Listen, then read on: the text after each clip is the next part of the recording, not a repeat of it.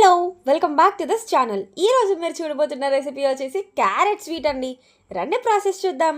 ఇలా ఒక 5 క్యారెట్లు వరకు తీసుకొని బాగా తోలు తీసుకొని ఒక పక్కన పెట్టుకుందాం. ఆ తర్వాత ఇలా రౌండ్గా కట్ చేసుకోండి. ఇప్పుడు ఈ క్యారెట్స్ని మనం ఇంకొంచెం వాటర్ పోసుకొని బాగా బాయిల్ చేసుకుందాం. నేనైతే దాదాపు 20 మినిట్స్ వరకు బాయిల్ చేసుకున్నాను. ఒకవేళ మీరు హై ఫ్లేమ్లో పెట్టుకుంటే ఇంకా త్వరగా బాయిల్ అయిపోతాయి. ఇప్పుడు ఇలా బాయిల్ అయిపోయిన క్యారెట్స్ని నీళ్లతో సహా మిక్సీలో వేసేసుకోండి. ఇలా క్యారెట్తో బాయిల్ అయిన వాటర్లో ఖచ్చితంగా క్యారెట్ టేస్ట్ అనేది ఉంటుంది. అందుకే నేను వాటర్ కూడా వేసుకున్నా. ఆ తర్వాత ఇలా 1 కప్పు వరకు షుగర్ని తీసుకుంటున్నా. ఈ కప్పు షుగర్ని మిక్సీలో వేసుకుందాం. ఇప్పుడు ఈ మిశ్రమాన్ని చక్కగా గ్రైండ్ చేసుకోండి. క్యారెట్ ముక్కలు అనేవి అస్సలు ఉండకూడదు, స్మూత్గా గ్రైండ్ చేసుకోండి. నెక్స్ట్ నేను ఒక బౌల్ తీసుకొని 3 టేబుల్ స్పూన్ల వరకు కార్న్ఫ్లవర్ని వేసుకుంటున్నాను. ఆ తర్వాత ఇంకొంచెం వాటర్ పోసుకొని అసలు శుద్ధలే లేకుండా అంటే లంప్స్ ఏమీ లేకుండా బాగా కలుపుకోండి. చూసారా, కన్సిస్టెన్సీ అనేది ఇలా ఉండాలి. అప్పుడే మీకు స్వీట్ అనేది పర్ఫెక్ట్గా వస్తుంది. నెక్స్ట్ ఒక ప్యాన్ తీసుకొని మనం ఆల్రెడీ గ్రైండ్ చేసి పెట్టుకున్న క్యారెట్ పేస్ట్ని ఈ ప్యాన్లో వేసేసుకుందాం. కొంచెం క్యారెట్ పేస్ట్ అనేది ఉడికిపోయాక మనం ఆల్రెడీ కలిపి పెట్టుకున్న కార్న్ఫ్లవర్ పేస్ట్ని ఇలా ఈ ప్యాన్లో వేసేసుకుందాం. ఆ తర్వాత కొంచెం రెడ్ ఫుడ్ కలర్ని యాడ్ చేసుకోండి. ఇది కంప్లీట్గా ఆప్షనల్.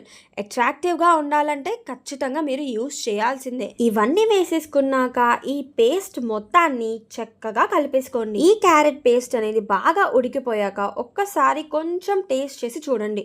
మీకు షుగర్ అనేది సరిపోతే ఓకే, యాడ్ చేయాల్సిన అవసరం లేదు. నాకైతే సరిపోలేదు కాబట్టి నేను కొంచెం యాడ్ చేసుకుంటున్నాను. అలా షుగర్ యాడ్ చేసుకున్నాక ఇంకొంచెం యాలకుల పొడి వేసుకొని బాగా కలుపుకోండి. మీకు ఒకవేళ ఈ రెసిపీలో షుగర్ని యూస్ చేయడం ఇష్టం లేకపోతే ఈ షుగర్కి బదులు మీరు హనీని కూడా యూస్ చేయవచ్చు. ఈ రెసిపీలో మనం చాలా తక్కువ ఇంగ్రీడియంట్స్తో చాలా మంచి టేస్ట్ని క్రియేట్ చేస్తున్నాం. ఈ రెసిపీని మనం ఎంతసేపు హీట్ చేస్తే అంత చిక్కబడుతూ వస్తుంది. అలాగే ఈ రెసిపీ అనేది ఎంత చిక్కబడితే మనం స్వీట్ చేసుకోవడానికి అంత ఈజీగా ఉంటుంది. అంటే ఈ రెసిపీ అనేది బాగా చిక్కబడాలి. వన్స్ ఈ రెసిపీ అనేది ఈ కన్సిస్టెన్సీలోకి వచ్చేసాక నేను స్టవ్ ఆపేసి దీన్ని చల్లారబెట్టుకుంటున్నాను.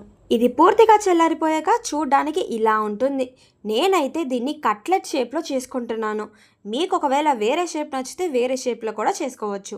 ఫైనల్ టచ్గా ఈ స్వీట్ని నేను ఎండు కొబ్బరి పొడిలో బాగా డిప్ చేస్తున్నాను. మీకు ఒకవేళ కొబ్బరి నచ్చకపోతే మీరు ఈ స్టెప్ని కంప్లీట్గా స్కిప్ చేసేయవచ్చు. అలా డిప్ చేసుకున్న స్వీట్ని ప్లేట్లో పెట్టుకొని చక్కగా చేత్తో ఇలా అద్దుకోవాలి.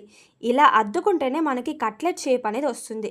సో నేను ఇలా అన్ని స్వీట్స్ చేసేసాను. లాస్ట్లో గార్నిషింగ్కి నేనైతే ఇలా కొంచెం పిస్తా పప్పుల్ని కట్ చేసుకొని యూస్ చేసుకున్నాను. మీకు ఒకవేళ వేరే డ్రై ఫ్రూట్స్ యూస్ చేసుకోవాలని అనిపిస్తే అది కూడా యూస్ చేసుకోవచ్చు. అంతేనండి, ఈ స్వీట్ చాలా సింపుల్. సో ఖచ్చితంగా మీరు కూడా కుదిరితే ట్రై చేయండి. ట్రై చేసి నాకు కమెంట్ చేయండి. Thank you.